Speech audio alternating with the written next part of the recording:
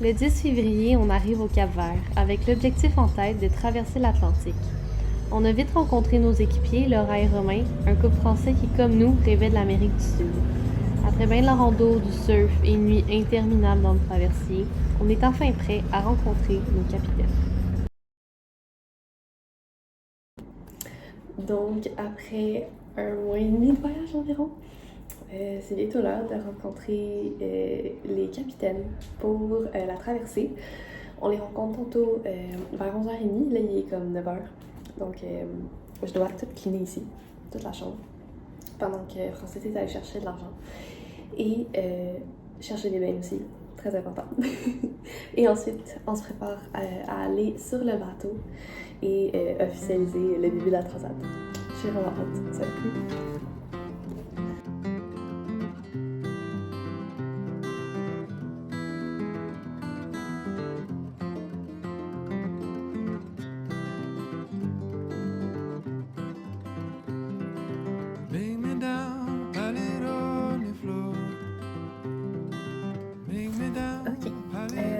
C'est ma cabine. Ben, la cabine à la France, c'est moi. C'est un peu le bordel. Je viens d'aller prendre une douche froide, ça fait vraiment du bien. Et on est où donc? On est à Sao Nicolo, je vais la voir. On est arrivé ce matin, on a fait une nappe de 20 heures de salarié à Boavista, puis on est arrivé.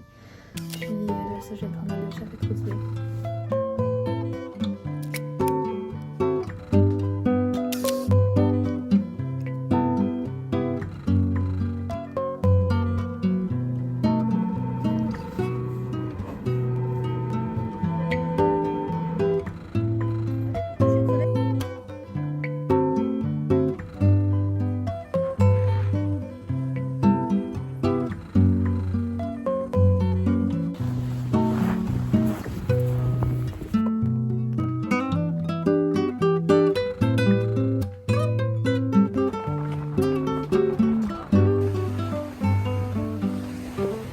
Dernière escale avant le début de la transat. Ça fait déjà 2 semaines qu'on est au Cap-Vert à se promener entre les îles. Il reste juste à faire le ravitaillement, puis on sera prête à partir. Pendant ce temps-là, on profite de Mindelo, où d'ailleurs aura lieu bientôt le carnaval. C'est une ville vivante, remplie de culture. C'est aussi le lieu de naissance de la grande légende Césaria Evora. On se rapproche du départ, mais le Cap-Vert va toujours rester dans notre cœur.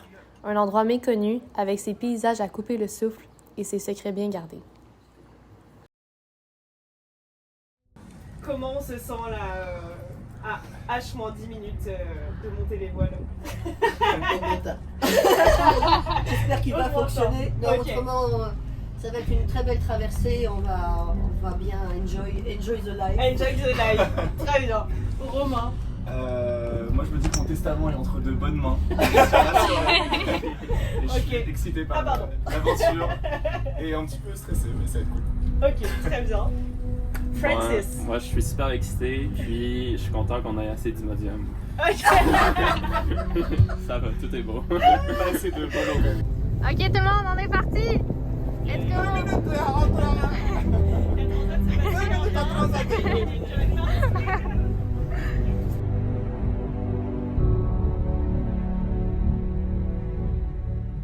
Ok, merci. Vous êtes qui et quel bateau?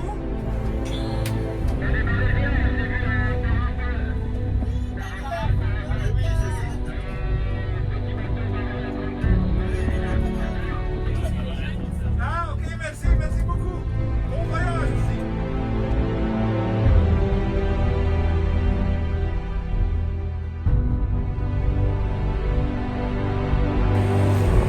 On quitte officiellement le Cap-Vert.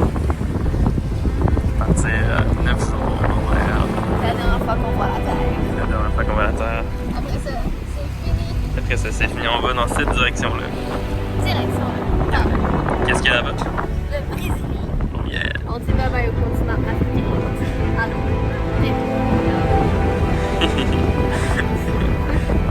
Sentiment par rapport à la traversée. C'est cool. Un peu stressé. Plus tard maintenant, on est parti. Puis on est parti. Ouais. C'est un bon point. Ouais.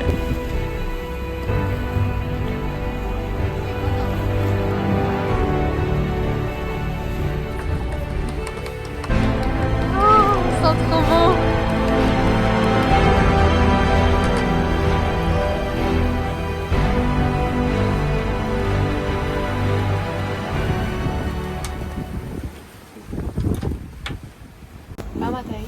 Il est 7h du matin pour moi. Je viens de commencer mon chiffre.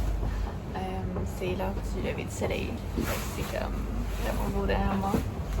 Puis en ce moment, notre vitesse est de 4 nœuds et notre vent 14. C'est assez smooth. Le vent shift un peu par contre, donc il faut que je gosse un peu avec les degrés du pilote automatique. Mais ça va. Ça va être chilou-bilou, je pense, comme shift. Je suis encore endormie.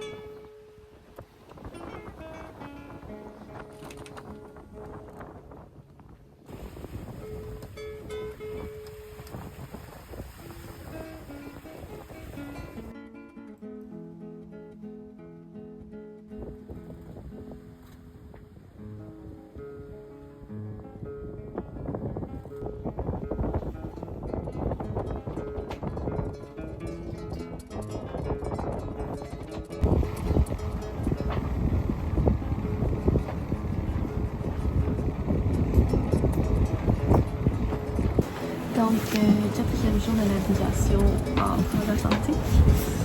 En ce moment, on va à 4,9 nœuds et on a du vent d'environ 15 nœuds. Ça chiffre quand même pas mal, fait qu'il faut que je gosse avec les degrés encore une fois. Mais ça va bien, j'ai faim. Il est rendu genre 12h30, je commence à avoir faim. Puis il me reste 1h30 de chiffre, j'avais 3 heures aujourd'hui. Donc, voilà.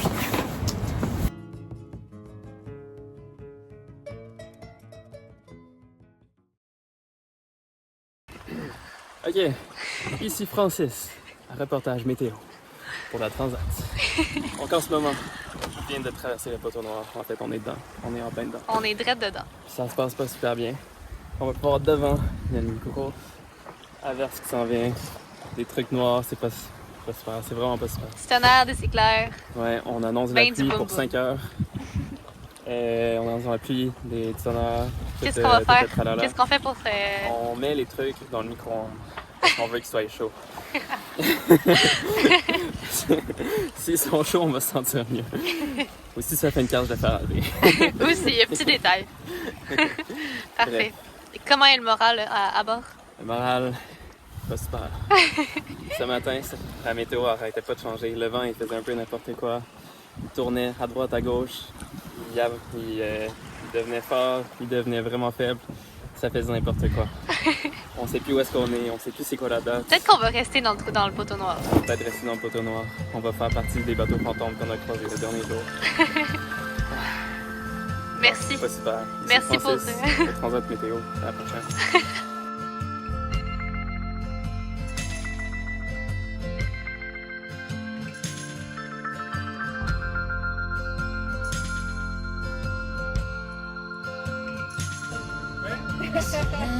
Se han vuelto gigantes mientras me ahogo. Le poteau noir, c'est une région à l'équateur où il n'y a pas de vent et où la météo peut parfois être instable. C'est une zone redoutée par les navigateurs d'autrefois. Contraints de naviguer à la voile et souffrant de déshydratation sous le soleil plombant de l'équateur, ils pouvaient y rester pendant des semaines, voire même pour toujours. On se sent vraiment entre deux mondes, une frontière bizarre où le mythique se mélange à la réalité.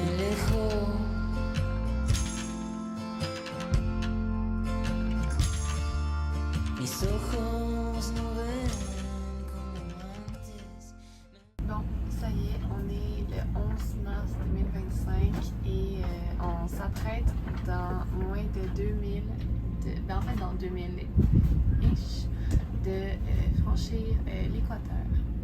Donc à 1000, j'ai pour mission de réveiller tout le monde pour la grande tradition des matins. Ça va être vraiment cool.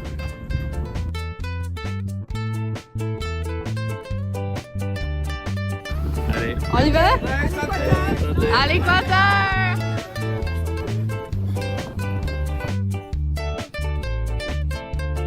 Ok, c'est parti. Update, Transat. Aujourd'hui, C'est la baignade. C'est la baignade. On est où? Avec ou sans les requins? Ben, on peut regarder autour, mais moi je pense qu'on est en plein milieu.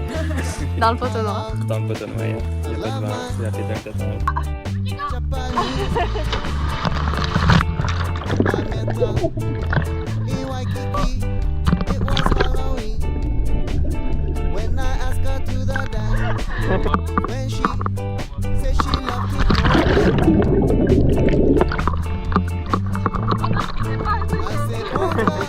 Je sais pas si avec la crème pâtissière, Ouais, c'est vrai.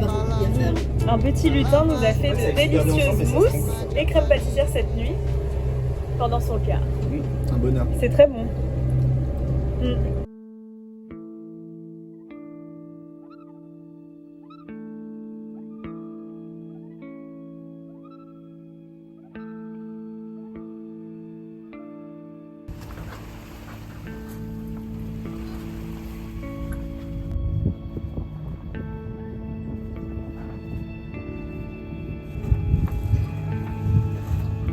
Terre en vue. Mon amour, terre en vue. Terre. Ça y est. C'est le Brésil. Ah! On retourne à la civilisation.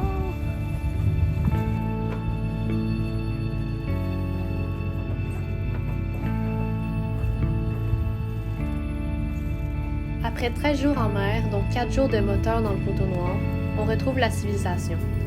On arrive à notre premier bout de terre, brésilien, Fernando de Noronha. Une petite île paradisiaque à la richesse surprenante où on fait le plein d'énergie et d'émerveillement. Notre séjour ici sera court, mais incroyablement bon. Pour aller à terre, hein? Dans une heure, à terre.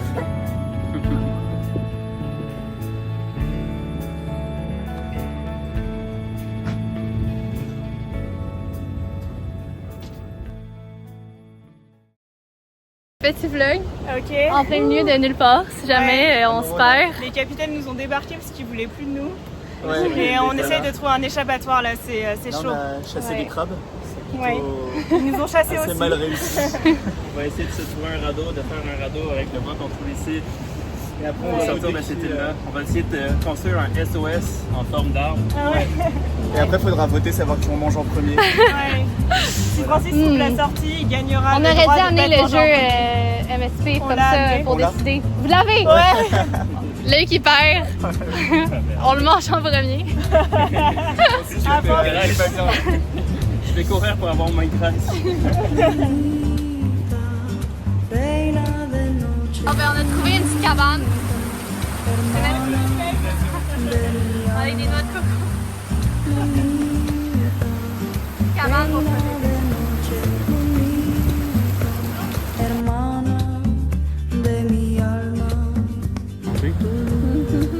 Tu claridad, tu vibración, tu armonía, tu silencio, tu amor poderosa.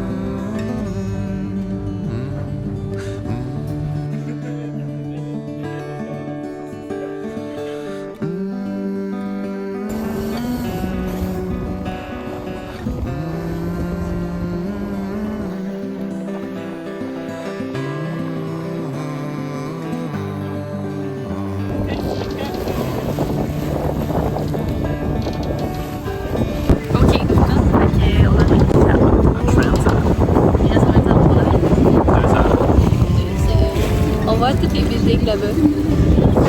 C'est pas aussi beau qu'Infernation. Après un total de 19 jours et 2000 milles nautiques, on est sur le point de poser nos pieds sur un nouveau continent. Si une chose est certaine, c'est qu'on se tannera jamais de naviguer les mers. Mais bon, toute bonne chose a une fin. Puis si c'est la fin d'une aventure, c'est aussi le début d'une autre. On a hâte de voir ce que l'Amérique du Sud nous réserve. Youhou! Oh, d'accord. Youhou!